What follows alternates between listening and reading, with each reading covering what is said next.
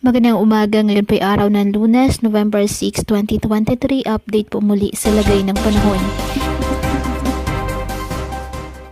Easterlies ang nakakaapekto ngayon sa Palawan, Visayas at Mindanao ayon sa Pag-asa. Samantala, wala naman tayong bagyo o low pressure area na minomonitor sa loob po ng ating par na maaaring makaapekto sa ating bansa. Ngayon, sa nakalipas na buwan ng Oktubre, wala pong bagyong pumasok sa ating bansa.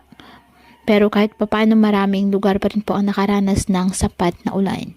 Ngayong buwan ng Nobyembre, 1 o 2 bagyo ang inaasahang mabuo o papasok sa Philippine Area of Responsibility ayon sa Pag-asa. At kapag nagkataon, ang susunod na pangalan ng bagyo na gagamitin po ng Pag-asa ay Bagyong Kabayan, Liwayway at Malilien.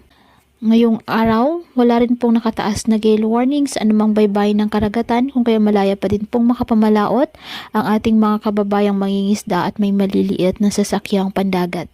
Ngayong araw, ang Palawan asahan na maulap na kalangitan na may kalat-kalat na pag-ulan at thunderstorms dahil sa easterlies. At ang Metro Manila at nalalabing bahagi pa ng ating bansa, bahagyang maulap hanggang sa maulap na kalangitan with isolated rain showers or thunderstorms dahil po sa easterlies at localized thunderstorms.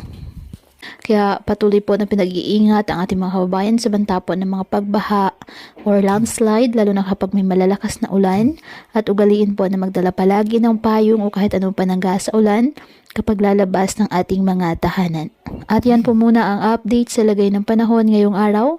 Muli patuloy po tayo na mag-ingat at palaging tandaan, God loves you. Stay safe and God bless.